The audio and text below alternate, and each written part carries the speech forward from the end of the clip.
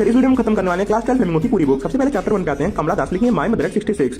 Friday morning को कमला दास अपनी mummy के साथ जाती है एयरपोर्ट पे। एयरपोर्ट पे उनकी मम्मी की बॉडी जो होती है डेड बॉडी की तरह लगती है। वो इसलिए लगती है डेड बॉडी की तरह क्योंकि वो 66 साल की हो चुकी रहती है। इसका मतलब काफी कम टाइम बचा है उनको अपनी मम्मी के साथ बिताने के लिए, जिसका ये मतलब होता है कि वो काफी दुखी हो चुकी है। अब जब गाड़ी से वो जा रही होती है तो पेड़ उनके पीछे आते हुए दिखाई देते हैं, जिसका ये मतलब होता है कि वो पेड़ को ट्रीज होते हैं उसे टाइम से डिनोट करती है, यानी टाइम जैसे पीछे जा रहा है वैसे ही समय कितना पीछे जा चुका है और उनकी मम्मी के साथ वो एंजॉय नहीं कर पाई। फिर वो बच्चों को देखती हैं, बच्चों को देखते उन्हें याद आता है कि अरे बच्चे तो खेल कूद रहे हैं, उनके पास कितना समय बचा हुआ है और उनकी मम्मी के पास समय नहीं बचा हुआ है। फिर वो एयरपोर्ट पहुंच जाती हैं। अब उनकी मम्मी ज़्यादा दुख ना हो इसीलिए वो स्माइल कर देती हैं, लेकिन असलियत में वो अंदर से काफी दुखी होती हैं। वो मून को देखती हैं, ठंडी में मून को देखती हैं, जिससे उन्हें लगता है कि मेरी मम्मी मून के समान हो चुकी है, क्योंकि मून भी फेड हो चुका है और उसकी मम्मी भी फेड होने वाली है।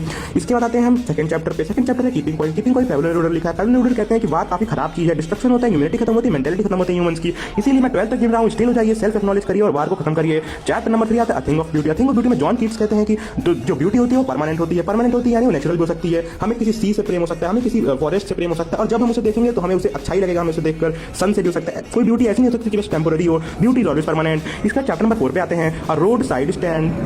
रॉबर्ट फ्रॉस्ट में कहते हैं कि जो जगह होती है, जगह यानी जगह बहुत इंपॉर्टेंट होती है। रोड साइड स्टैंड में क्या होता है, रॉबर्ट फ्रॉस्ट ये कहते हैं कुछ इंसानों को जगह बदलना पड़ता है कमाने के लिए। वो कमाने के लिए अगर किसी नए जगह पे आते हैं तो जो लोग होते हैं उनकी जगह को वैल्यू देते हैं। मान लीजिए कोई सीनरी है, सीनरी के बगल में एक दुकान खोल ले कोई आदमी, तो आदमी जो बाकी पब्लिक होगी वो कहेगी कि दुकान यहाँ मत खोलो, सीनरी बर्बाद हो जा रही है। वो ये नहीं देख रहे कि इसका लाइफ बर्बाद हो जाएगा, इसीलिए लोग कहते हैं कि उसको वैल्यू नहीं दिया जाता है। अगर कोई आदमी अपना सामान बेच रहा है तो लोग सामान की वैल्यू ना पूछ के उसका रास्ता पूछते हैं कि भैया बताओ ये वाला रास्ता कहाँ से जाएगा, ये नहीं कि उसका सामान ले लें। इसीलिए हमारे रॉबर्ट फ्रॉस्ट जी कहते हैं कि या तो इन्हें मार दो और या तो इन्हें बचा लो। फिर बाद में वो कहते हैं कि यार इन्हें अपॉर्चुनिटी दो, ये खुद अपने आप बच जाएंगे। मतलब यार तुम अपॉर्चुनिटी तो दो, आज की गवर्नमेंट तो अपॉर्चुनिटी नहीं दे रही इन्हें, ठीक है। उसके बाद हम आते हैं चैप्टर नंबर 5 पे। Jenny first tiger, aunt Jenny first tiger इसे पूरे तरीके से कहते हैं। वुमेन जो होती हैं वो अपॉर्चुनिटी नहीं पाती हैं। इस चैप्टर में ये आंट जेनिफर के चैप्टर में यही कहा जाता है कि women don't get opportunities. Opportunity क्यों नहीं मिल पाती है, क्योंकि अपॉर्चुनिटी बहुत सारे सोशल फैक्टर्स की वजह से नहीं मिल पाती है।